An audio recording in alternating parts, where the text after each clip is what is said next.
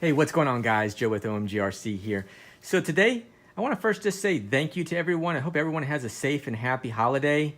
Merry Christmas. And without further ado, let's get started on what we got in front of us here today. All right, so what we got here in front of us is going to be the Lightning EPX Drift. So it's going to have this body, and it's the brushed system. So it's not a brushless system. Let's check out what it's got. As far as okay, we'll show you how it's packed anyhow before getting it all out. All right, guys. So the radio, it comes with, and you need to buy 8 AA batteries. So slide that. Yeah, you do. Unfortunately, you do need to get 8 AA batteries, which is a bummer. It would be nice if Redcat would just upgrade all of these radios so we stop doing the 8 AA's. But anyway, you do get a wall charger as well. So it does have a little indication light that's on here. So that means when you plug your battery in, that light comes on. And then once that battery is fully charged, that light will be off. So that's a nice, simple thing. Plug it in and let it charge, and it's going to trickle charge. So it's just going to take its time to get it done.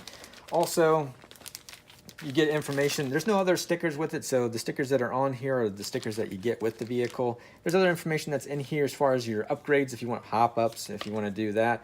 Some aluminum pieces that you can purchase. Also, there's other little pieces that are in here and other information when it comes to the actual electronic speed controller. Just a jumper where you can set it from what it's at now with a nickel metal to a LiPo. Simple, you don't need any programming. You just move a jumper from one spot to the other, and then you're good to go.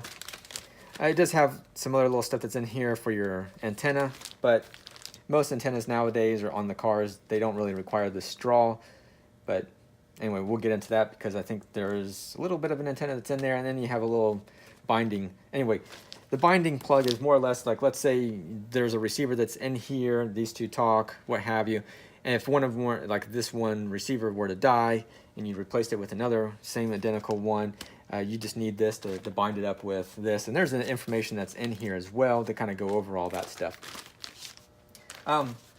So with that, let's check out this car. Now, it's not licensed or anything like that, but it just looks really, really good. And I like it's super aerodynamic and it's aggressive. I love the front end. Man, if they had this on like a 1/8 scale and that big front end on there or something like that too, yeah, this car looks cool. So you can see it there. It even had the little windshield wipers that are on here as well. So I definitely digging that. And even has side mirrors. So that's definitely cool on that part of it. It has the wing on the back as well. And then, yeah, I think they did a good job with this. Now, as far as these wheels go, they are just a hard plastic. So this is just for drifting, but you're not limited to these wheels. You can always take these wheels off, go ahead and put some rubber tires on here, wheels, tires, and you're good to go.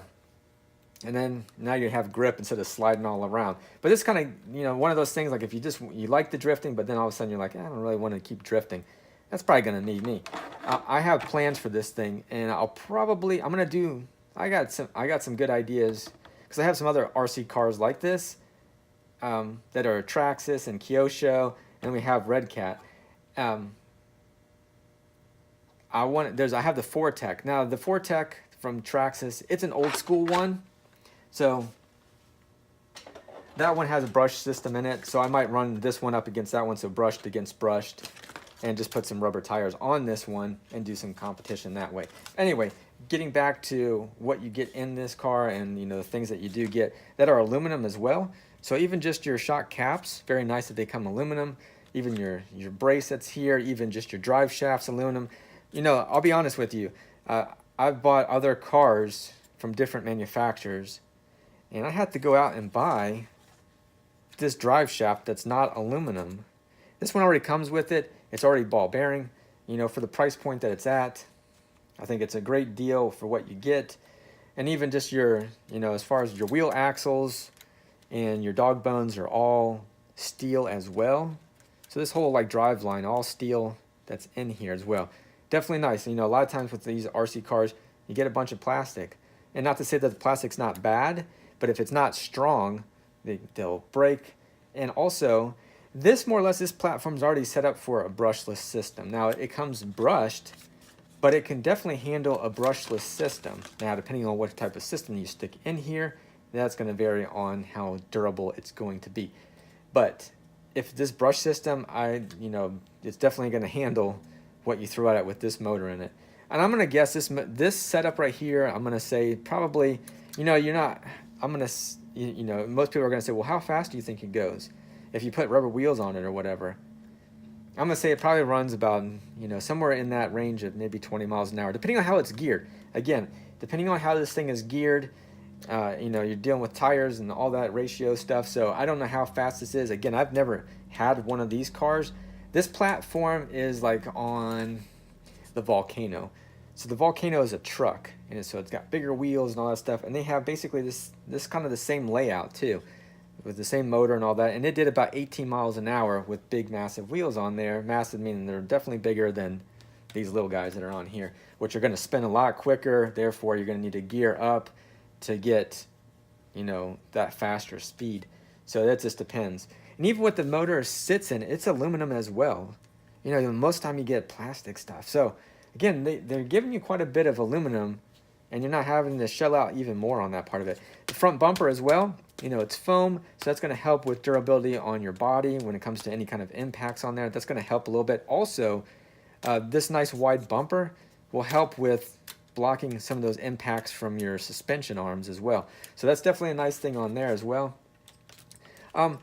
If you decide to go with a LiPo battery, there's just a quick jumper that you need to move over, and that way you can run it. And basically what the LiPo is, well, what this LiPo does here, when you put it into that mode, is that it gets to a certain voltage and then it cuts off, because you don't want to wear down, you don't want to drop below a certain voltage on a LiPo.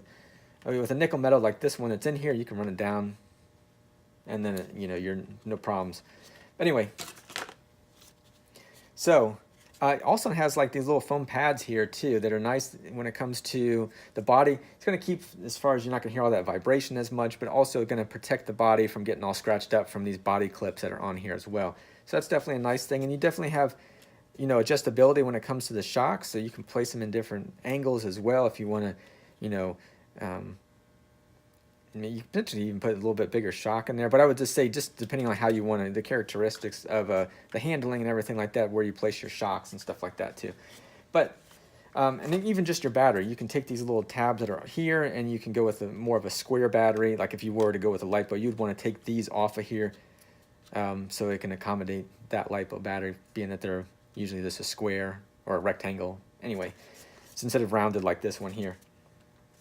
It does have, as far as the rear of it, not much of any bumper here, but it does have a little bit. And also, you could always do like sway bars. It looks like it has little spots on there for a sway bar, kind of, you can see in there. I guess even in the front too, it has a spot there for the sway bar. So this will just kind of help with the suspension a little bit as well. So definitely not a bad deal. And like I said, I'm gonna be doing a lot more with this as well. And since I've been showcasing a lot of different RC cars, and I do showcase more of the Redcat. Why? Just because price points. So it's definitely more affordable, like they say, fast, affordable, fun. And Redcat definitely hits on a lot of those price points. And that's exactly why I'm showcasing a lot more Redcat, because you get a lot more bang for the buck. And that's why I'm doing that.